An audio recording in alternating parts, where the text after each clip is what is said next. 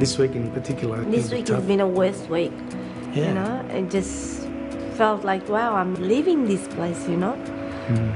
It's really hard. I look around and thinking how I started in this place, and now it's coming to an end. This is the last time Ford workers Dominic and Doreen Sidoni will carry out this after-work ritual. Yeah, this car's good, huh? I like the Territory. It's good, huh? Beautiful, nice and smooth ride. At the end of each shift at Ford's Broadmeadows plant, the couple drives home in a new car that's rolled straight off the production line. It's a final road test before the car reaches the customer. I look out for, squeak and rattle issues, road noises. Yeah, I just always wonder who's buying this car, and is it a private buyer? Is it a government car, police car? What is it? Who's it going to go to? And I'm gonna miss this.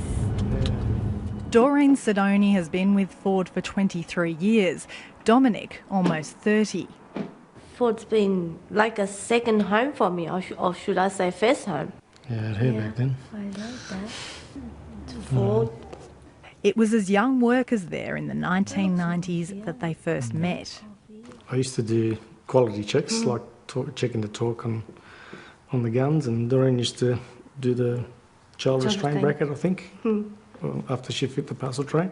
So I had to check the gun and check the outcome. So there's a few extra safe children, I think, for those years, because there was extra checks done.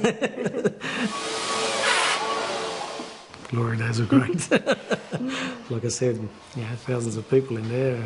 We were pumping cars like there was no tomorrow.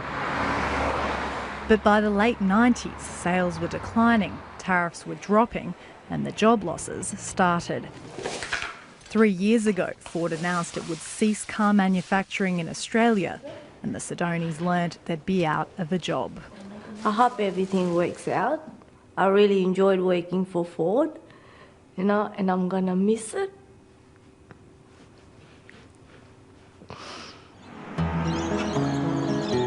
The Sidonis will go into a local job market in Melbourne's north already struggling with high rates of unemployment and poverty. So you're not working at the moment? No. This Broadmeadows Financial Counselling Service is planning for an influx of local Ford workers when their redundancy packages dry up. We are concerned. Immediately they're not going to be in financial difficulty, but in 6 to 12 months' time, when that money starts running out, that's when we're going to start seeing, especially for the financial counselling side, where we're going to start seeing clients coming through. We haven't lost such a large industry in decades, and the consequences of it are very dire for not only the major automakers, but also for this complex web of companies that depend upon the existence of the auto industry. Past experiences in the car industry won't offer much comfort to Ford workers. Are you confident that you will find a job? I'm not really sure, but I'm hoping. Mitsubishi closed its Adelaide production plant in 2008. 2 years after leaving, only 1/3 of workers had found full-time employment. Another third had found part-time or casual work, while the remaining third were unemployed. Industry analyst John Spears says this time around the government has been better prepared, pouring millions of dollars into programs to retrain outgoing auto workers. Some pretty extensive mechanisms have been put in place by federal and state governments to retrain Ford workers and to support them in their transition to alternative work.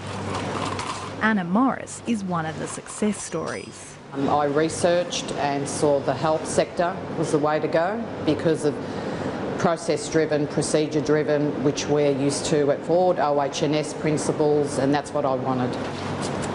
After 30 years at Ford, she opted for an early exit package last year and took advantage of government-funded retraining.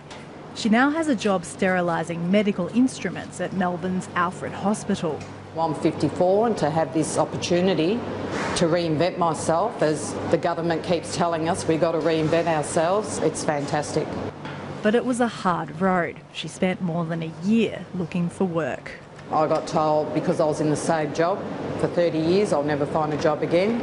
Not skilled enough, no transferable skills, unionised, institutionalised, so it was very difficult.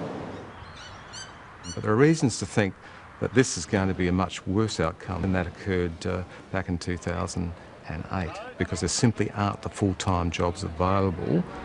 Well, almost all the growth in recent times has been in three areas: health, ageing, community services and education. Some do successfully make the transition, and many are taking that opportunity, but it can be a bridge too far for many auto workers. Some of these needs ironing. Doreen is hoping to cross that bridge.